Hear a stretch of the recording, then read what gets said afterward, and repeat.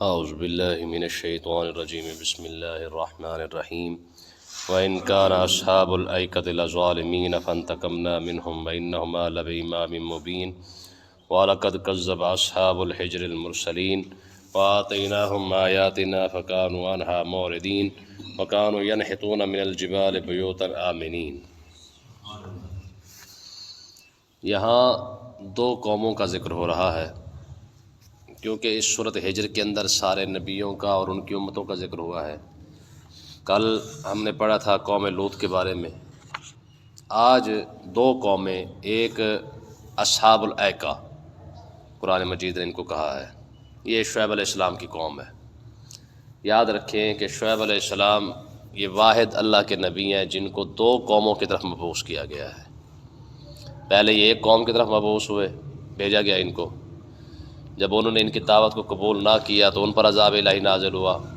ان کو پھر حکم دیا گیا کہ آپ جو ہے وہ اصحاب الایکہ کے پاس بھی جائیں، ان کو بھی جا کر جو ہے کیا کریں، تبلیغ کرے، دعوت دے۔ جب انہوں نے بھی ان کی دعوت کو قبول نہ کیا تو اللہ تعالیٰ نے ان کی وجہ سے دو قوموں کو ہلاک کر دیا۔ یعنی یہ واحد نبی ہیں جن کی وجہ سے، جن کی دعوت قبول نہ کرنے کی وجہ سے جو ہے وہ دو قومیں ہلاک ہوئی ہیں۔ اور ظاہر ہے آقا علیہ الصلوۃ والسلام نے ان کے بارے میں ارشاد فرمایا کہ شعیب علیہ السلام جو ہے یہ خطیب الانبیاء ہے۔ ٹھیک ہے جی، یعنی انبیاء کے اندر بھی یہ خطیب یہی ہے۔ تو آقا علیہ السلام نے اپنے بارے میں ارشاد فرمانا خطیبہم، کہ میں قیامت کے دن کا خطیب میں ہوں، اور دنیا کے اندر انبیاء کرام علیہ الصلوۃ والسلام کا جو خطیب کا لقب جسے ملا ہے، خطابت کا فن جو جانتے ہیں، وہ حضرت سیدنا شعیب علیہ السلام ہے۔ حالانکہ سارے نبی فصیح البلیغ لسان زبان کے ایک مالک ہیں، لیکن اللہ تعالیٰ نے انہیں یہ ملکہ عطا فرمایا تھا کہ جب یہ تقریر کرتے تو ان کی تقریر دلوں پر اثر کرتی تھی۔ تو ان کے الفاظ، ان کی خطابت کا جو انداز تھا وہ بہت خوبصورت تھا حضرت سیدنا شعیب علیہ السلام کا۔ تو اللہ تعالیٰ نے ارشاد فرمایا وَإِنْ كَانَ أَصْحَابُ الْأَيْكَةِ لَظَالِمِينَ۔ ایکا کہتے ہیں جہاں پہ درخت بہت زیادہ ہوں، جنگل کہہ لیں۔ تو یہ ایک قوم تھی جو جہاں پہ آباد تھی۔ یہ ویسے عموماً طور پہ جتنی بھی یہاں پہ بستیوں کا ذکر ہوتا ہے جن کو رب نے عذاب دیا ہے، یہ ساری کی ساری وہ علاقے ہیں جو مدینہ اور شام کے درمیان پڑتے ہیں۔ تو یہ علاقہ، یہ اصحاب الایکہ جو ہے، یہ بھی شام کے راستے میں ہی تھی، کیونکہ کفار مکہ ہمیشہ شام کی طرف سفر کرتے تھے تجارت کا۔ تو اللہ تعالیٰ نے بار بار کفار مکہ کو اس لیے مخاطب کیا ہے اور ان قوموں کی طرف جو ہے وہ ترجیح آپ کو دی گئی ہے کہ ان قوموں کو دیکھیں، ان کے حالات کو دیکھیں، کیونکہ یہ وہاں سے گزرا کرتے تھے، اور بلکہ کئی بار تو ان کو وہاں پہ رہنا بھی پڑتا تھا، ان علاقوں میں، ان جگہوں میں۔ تو اللہ تعالیٰ نے ارشاد فرمایا کہ وہ جو کثیر زیادہ درختوں والے لوگ تھے، یعنی درختوں کے درمیان جنہوں نے اپنے گھر بنائے ہوئے تھے، لظالمین، یہ بھی ظالم تھے۔ ٹھیک ہے، ان کو طرف شعیب علیہ الصلوۃ والسلام کو بھیجا تو ان لوگوں نے بھی اللہ تعالیٰ کے نبی کی جو ہے وہ دعوت کو قبول نہیں کیا۔ تو اللہ تعالیٰ نے پھر کیا فرمایا فانتقمنا منہم، پھر ہم نے پھر ان سے بھی انتقام لیا ہے۔ کیا کیا؟ انتقام۔ انتقام کا معنی کیا ہوتا ہے؟ انتقام کا مطلب ہوتا ہے بدلہ لینا کسی سے۔ ٹھیک ہے، کسی شخص سے، کسی جماعت سے بدلہ لینا۔ اللہ تعالیٰ نے اپنے بارے میں یہ الفاظ استعمال کیے، فرمایا واللہ عزیز ذو انتقام۔ اللہ تعالیٰ جو ہے وہ زبردست انتقام لینے والا ہے، بدلہ لینے والا ہے۔ دیکھیں، جب ہم آخرت کے عذاب کے بارے میں پڑھتے ہیں نا، تو بندہ ایک بار حیران ہو جاتا ہے کہ یار اتنا سخت ترین عذاب جس کی حد ہی کوئی نہیں ہے، اور وہ بھی ایسے رحیم اور رحمان رب کے بنایا ہوا، جس کو ہم کہتے ہیں کہ اس سے بڑا رحیم کوئی نہیں، اس سے بڑا رحمان کوئی نہیں ہے۔ لیکن اس کا جو عذاب ہے، جب ہم اس کے بارے میں پڑھتے ہیں، جہنم کے بارے میں، تو وہ بھی بندہ پڑھ کے حیران رہ جاتا ہے کہ وہاں پہ کیسا کیسا عذاب ہے، وہاں آگ کیسی ہے، وہاں پہ فلانی شے کیسی، فلانی شے کیسی ہے۔ تو ایک طرف سے رحمت کی انتہا ہے، اور دوسری طرف سے عذاب بھی ایسا بنا رکھا ہے جو انسان کے تصور میں بھی نہیں آ سکتا ہے۔ تو اس کی وجہ کیا ہے؟ دیکھیں یار، اصول یہ ہے کہ جب ہم کسی کو پانی کا گلاس بھی دیتے ہیں نا، تو ہماری کوشش ہوتی ہے، خواہش ہوتی ہے کہ یار یہ کم سے کم کچھ نہ کرے، ہمیں شکریہ تو ادا کرے نا، اتنا تو کہنا کہ میاں تیری بڑی مہربانی جناب، تو نے پانی پلایا ہے۔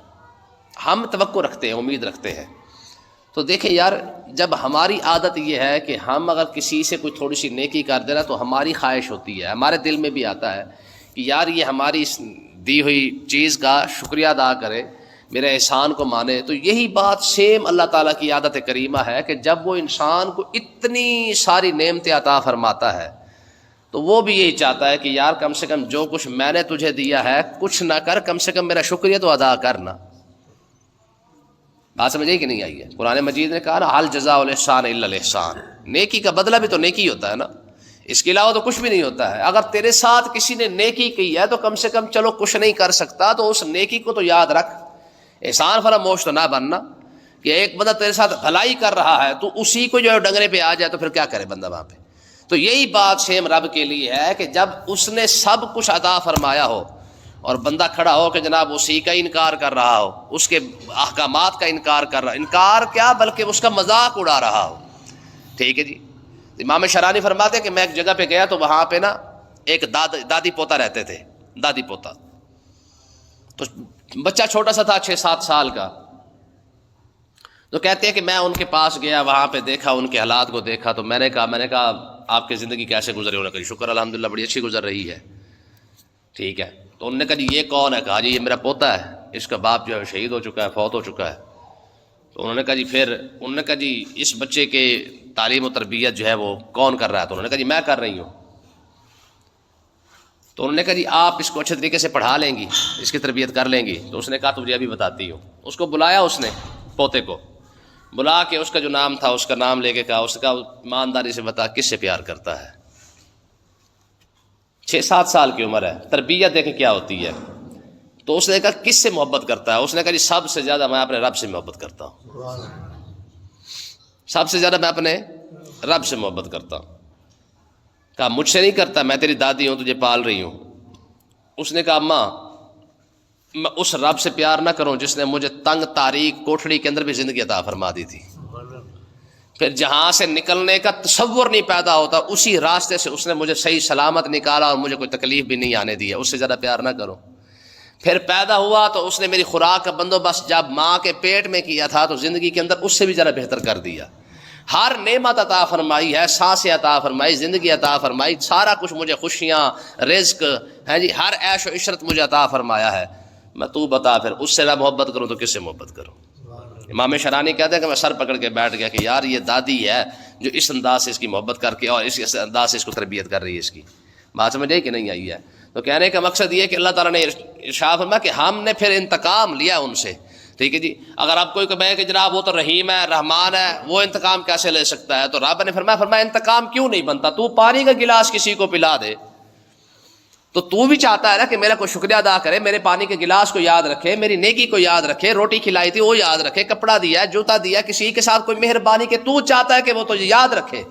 میں نہیں چاہتا کہ میں نے سب کچھ تجھے عطا فرمایا کہ میرا بندہ یار میرا سب کچھ کھا کے مجھے میرا ہی انکار کر رہا ہے. ٹھیک ہے نا جی. تو یہ اصول ہے. فرمایا کہ یا ایھا الذین آمنوا من یرتد منکم عن دینہ فسوف یأتی اللہ بقوم یحبهم ویحبون. فرمایا کہ تم نہیں مانو گے نا میں اور بندے لے آؤں گا جو مجھے مان لیں گے. ٹھیک ہے جی. تم نہیں مانو گے تو تمہاری جگہ کوئی اور آ جائے گے. تو دیکھیں اللہ تعالیٰ نے ارشاد فرمایا کہ ان لوگوں نے نہیں مانا تو کیا ہوا؟ ہم نے ان کی جگہ پہ اور بندے کھڑے کر دیے. یحبهم ویحبون. فرمایا کہ ایسے پھر بندے لائے ان لوگوں کی جگہ پر جب لوگ آئے وہ ان کا حال کیا تھا؟ فرمایا یحبونہم ویحبون. ٹھیک ہے. یحبهم ویحبون. میں سب سے پہلے جب وہ دنیا میں آیا تو سب سے زیادہ پیار بھی انہوں نے مجھ سے ہی کیا ہے. پھر تو اللہ تعالیٰ نے کیا فرمایا فانتقمنا منہم. جب وہ اصحاب الایکہ نے جب انکار کیا نا تو اللہ تعالیٰ کی ذات کا، تو ہم نے پھر ان سے بدلہ لیا ہے. یہ قوم کیا کرتی تھی؟ 2 خرابیاں تھی. ایک تو یہ بت پرست قوم تھی، ٹھیک ہے، اور دوسرا یہ ناپ تول کے اندر کمی کیا کرتے تھے. شعیب علیہ السلام کو میں نے آپ کو بتایا کہ یہ 2 قوموں کی طرف گیا تو دونوں کا قصور گناہ یہی تھا. ایک تو ناپ تول کے اندر کمی کرتے تو دوسرا بت پرست بھی تھے. یہ 2 برائیاں ان کے اندر، ایک تو کمی بیشی ناپ تول کے اندر، ٹھیک ہے جی، اور دوسرا بت پرستی ہے. ہمارے ہاں بھی یہ کام تو پایا جا رہا ہے نا. صرف بت پرستی والا کھاتا اگر دیکھا جائے تو بت پرستی تو ہمارے اندر بھی ہے. فرق صرف اتنا ہے نا کہ ہم نے بت اور بنا لیے ہیں، ٹھیک ہے جی، ان کے بت کچھ اور تھے. تو کہنے کا مقصد یہ ہے کہ ناپ تول کا حساب تو بہرحال ہمارے ہاں سیدھا سیدھا ہی ہے نا جی. وہ تو اس میں تو کوئی شک ہی نہیں ہے. کوئی ایک کام، کوئی ایسا کوئی دھندا، کوئی کام ہے ہی نہیں جس کے اندر کمی بیشی نہ کی جا رہی ہو، ملاوٹ نہ کی جا رہی ہو. تو اسی قوم پر اسی بات پہ عذاب آیا ہے. یعنی ایک قوم باقاعدہ ہلاک ہی اسی وجہ سے کر دی گئی کہ انہوں نے کیا کیا تھا؟ کمی بیشی کرتے رہے، ہر بات میں ڈنڈی، ہر بات میں ملاوٹ، ہر بات میں دھوکہ، ہر بات میں فراڈ. ٹھیک ہے جی. اچھا کمال کی بات دیکھیں، اس قوم کی چلاکی چیک کریں، اوپر لکھے گی بھی صحیح کہ ملاوٹ کرنے والا ہم میں سے نہیں، من غش فلیس منا، ساتھ دھوکہ بھی کر رہے ہوں گے. یعنی بےایمانی بھی کرنی ہے تو پوری ایمانداری کے ساتھ، مذہب کو شامل کر کے بےایمانی کر رہے ہیں. اوپر لکھا ہوا ہے من غش فلیس منا، جس نے فراڈ کیا وہ ہم میں سے نہیں، بھائی نیچے کر تو رہا ہے. ٹھیک ہے. آپ اسکولوں کا حال دیکھ لیں، اوپر لکھا ہوگا جناب یرفع اللہ الذین آمنوا منکم والذین اوتوا العلم درجات. ٹھیک ہے جی، اللہ تعالیٰ نے درجات جو ہے وہ علم کی وجہ سے بلند کرتا ہے. نیچے ڈانس پارٹیاں ہو رہی ہیں. ٹھیک ہے جی. عدالت کے متھے کے اوپر لکھا ہوتا ہے فاحکم بین الناس بالعدل، کہ لوگوں کے درمیان کیا کرے، عدل کے ساتھ جو ہے انصاف کرے. نیچے سے جج رشوت بھی لے رہا ہے، وکیل جو ہے وہ جناب تاریخوں پہ تاریخ بھی دے رہا ہے، اور اوپر آپ کی بڑی ساری عدالت پر بھی یہی کچھ لکھا ہوا ہے، اس کے متھے پر لکھا ہوا ہے فاحکم بین الناس بالعدل. ٹھیک ہے. یعنی اوپر لکھا کیا ہے اور اندر ہو کیا رہا ہے. ٹھیک ہے جی. دکاندار ہے وہ الراشی والمرتشی، اپنا کیا کہتے ہیں، اوپر لکھا ہوا ہے کہ جی ملاوٹ نہیں کرنی ہے، نیچے کر رہا ہے. سرکاری ملازم ہے، اس کے ہر ادارے کے اوپر لکھا ہوا ہے جناب الراشی والمرتشی کلاہما فی النار، رشوت لینے والا دینے والا دونوں جہنم میں، نیچے لے بھی رہے ہیں دے بھی رہے ہیں. مطلب کیا ہے کہ لوگوں کو دھوکہ بھی دے رہے ہیں تو مذہب کے نام پہ دے رہے ہیں، قرآن پڑھ کے لوگوں کو دھوکہ دے رہے ہیں، حدیث سنا کے لوگوں کو دھوکہ دے رہے ہیں. کیونکہ پتہ ہے نا یہ قوم قرآن اور حدیث کو ماننے والی ہے. یہ اور بات ہے کہ پریکٹیکلی نہیں مانتی نا، باقی زبانی کلامی تو مان لیتی ہے نا. جب اسکول کے اوپر لکھ دیا نا کہ جناب اطلب العلم من المہد الی اللحد، ہے جی علم کیا کرو، پنگوڑے سے لے کر ماں کی گود سے لے کر قبر تک علم حاصل کرتے رہو. آگے یہ بھی تو ساتھ لکھو نا اسی بورڈ کے اوپر کون سا علم حاصل کرنا تھا، یہ بھی تو ساتھ لکھتے نا. تو بہرحال مطلب کہنے کا یہ ہے کہ یہ قوم جو فراڈ کر رہی ہے، قرآن پڑھ کے کر رہی ہے، قرآن سن کے کر رہی ہے، حدیث پڑھ کے کر رہی ہے، حدیث سن کے کر رہی ہے. ہر سرکاری ادارے کے اوپر کیا لکھا ہے الراشی والمرتشی کلاہما فی النار، ہے جی. رشوت لینے والا بھی جہنمی، دینے والا بھی جہنمی. لکھا بھی ہے، کر بھی رہے ہیں. اس سے بڑی کوئی دلیری ہو سکتی ہے؟ ایک اس سے بڑی دیکھیں یار کیا یہ غداری نہیں تو کیا، اس سے بڑی دلیری اور کیا ہو سکتی ہے کہ اللہ اور اللہ کے رسول کا فرمان لکھ کر بےایمانی کر رہے ہیں. ٹھیک ہے جی. قسم کھا کے کہتے ہیں کہ جناب بسوں پہ چڑھ جائیں گے نا، انہوں نے کہا جی ہمارا مقصد صرف اور صرف کیا ہے، آپ کی خدمت ہے. ایک پوڑی کتنے کی ہے، ہوتی 10 روپے کی ہے، دیتے 300 روپے کی ہے. تو یہ کیا ہے، بات سمجھ آئی کہ نہیں آئی ہے؟ تو کہنے کا مقصد یہ ہے، اللہ تعالیٰ نے ارشاد فرمایا کہ جس طرح تم چاہتے ہو نا کہ ہم کسی کے ساتھ نیکی کریں اور تمہاری نیکی کو یاد رکھے، تو رب بھی یہی چاہتا ہے کہ پیدا ہونے سے لے کر مرتے تک، مرنے کو چھوڑے بلکہ مرنے سے آگے تک، جنت جانے تک ہر شے تمہیں میری چاہیے. اور ظالمو اس کا فائدہ یہی ہے کہ تم نے سارا سال کھایا، 1 مہینہ جو کہا تھا کہ چھوڑ دو، چھوڑ تو وہ بھی نہ سکا. دیکھیں نا جی غداری کی حد نہیں. 11 مہینے ٹائم دیا تھا کہ جتنا کھانا ہے کھا پی لو، تمہیں روکنے والا کوئی نہیں ہے. سویر کو کھا لو، شام کو کھا لو، دوپہر کو کھا لو، رات کو اٹھ کے کھا لو. 1 مہینے کا 1 دن ہی تو مانگا ہے نا، رات تو وہ بھی نہیں مانگی، رات تو وہ بھی نہیں مانگی نا. صرف اتنا ہی کہا ہے نا کہ چل یار سورج طلوع ہونے سے پہلے کھا لے، سورج غروب ہونے کے بعد پھر کھا لے، پھر ساری رات پھر لگا رہے، تجھے کوئی نہیں منع کرتا ہے. صرف اتنا ہی کہا ہے نا کہ جب تک سورج نکلا ہوا ہے تب تک چھوڑ دینا. کر تو اتنا بھی نہ سکا. ٹھیک ہے جی. اور پھر آگے جا کے رو کے بندہ قیامت والا دن کہ نہیں مالک کا ہون رحم فرما، میں تجھے جو ساری زندگی کہا تھا یہ سارا کچھ کر لے، تب تجھے یاد کیوں نہیں آیا؟ تو اللہ تعالیٰ نے پھر آگے دیکھے الفاظ دیکھے، فرمایا وَإِنَّهُمَا لَبِإِمَامٍ مُّبِينٍ، فرمایا کہ یہ دونوں بستیاں، لوط کی بستی بھی، قوم لوط کی، ٹھیک ہے، اور قوم شعیب کی بستیاں بھی، یہ کوئی ڈھکی چھپی نہیں ہے. ان کے آثار آج بھی موجود ہے. یہ اب کی بات کر رہا ہوں، آج بھی ان کے آثار موجود ہے. ٹھیک ہے. اور کیا فرمایا؟ فرمایا کہ یہ ساری بستیاں تمہارے راستے کے اندر آتی ہیں، یہاں پہ تم وقت گزارتے ہو. جیسے کل کے یہ الفاظ آئے تھے، فرمایا کہ اگر تمہیں قرآن سمجھ نہیں آ رہا ہے، میرے نبی کا فرمان سمجھ نہیں آ رہا، اندھے تو نہیں ہو گئے نا، نظر تو آتا ہے نا، دکھتا تو ہے نا. اب ہم کہیں کہ جناب چلو وہ تو ان کو بات ہو رہی ہے، ہمارے پاس تو کسی بستی کا الفاظ آثار نہیں ہے. تو یہ جو مغلوں نے بنائے ہو یہ کیا ہے؟ 50 روپے بھر کے قلعہ ہی جا کے دیکھ لیں کہ یہ اپنے آپ کو جو بڑے 30 مار خواہ سمجھتے تھے آج کدھر ہے؟ ٹھیک ہے جی. جن کے محل آج موجود ہے وہ خود کہاں ہے؟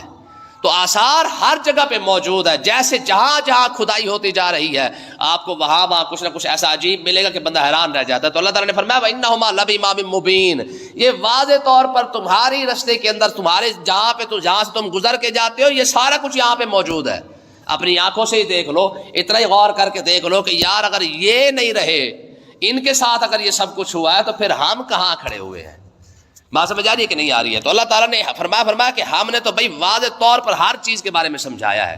اب قوم شعیب کے بارے میں دیکھیں، آگے قوم سمود کے بارے میں دیکھیں. فرمایا وَلَقَدْ كَذَّبَ أَصْحَابُ الْحِجْرِ الْمُرْسَلِينَ، فرمایا کہ وہ ہجر والے، ہجر وہ بھی علاقے کا نام ہے، یہ بھی شام کے درمیان ہی آتا ہے. فرمایا وہ ہجر والے تھے، انہوں نے بھی رسولوں کو جھٹلا دیا، حالانکہ ان کے پاس صالح علیہ السلام آئے تھے. ٹھیک ہے جی. اور اللہ تعالیٰ نے کیا فرمایا وَآتَيْنَاهُمْ آيَاتِنَا، ہم نے تو ان کو واضح نشانیاں دکھائی تھی. انہوں نے کہا تھا نا کہ پتھر سے اونٹنی نکال کے دکھا دے، انہوں نے کہا تھا نا کہ جناب وہ اونٹنی بھی حاملہ ہی ہو، انہوں نے کہا تھا نا کہ ہمارے سامنے بچہ پیدا کرے. یہ سب کچھ دیکھے گے ایمان لے آئیں گے. فرمایا وَآتَيْنَاهُمْ آيَاتِنَا، اتنی عجیب چیز انہوں نے مانگی. ٹھیک ہے جی، کہ پہاڑ سے آپ جناب پتھر سے جو ہے وہ کیا کرے، اونٹنی نکال کے دکھا دے. فرمایا وَآتَيْنَاهُمْ آيَاتِنَا، ہم نے تو ان کی ڈیمانڈ بھی پوری کر دی ہے، لیکن انہوں نے کیا بدلے میں کیا دیا؟ فَكَانُوا عَنْهَا مُعْرِضِينَ، ہماری آیتیں دیکھنے کے بعد منہ ہی پھیر لیا، ہماری نشانیاں دیکھنے کے بعد منہ ہی پھیر لیا ہے. دیکھیں نا آج کے مسلمان کو قرآن سننا نہیں چاہتا ہے، کل کس منہ سے کہے گا کہ ہمیں سمجھایا کسی نے نہیں تھا؟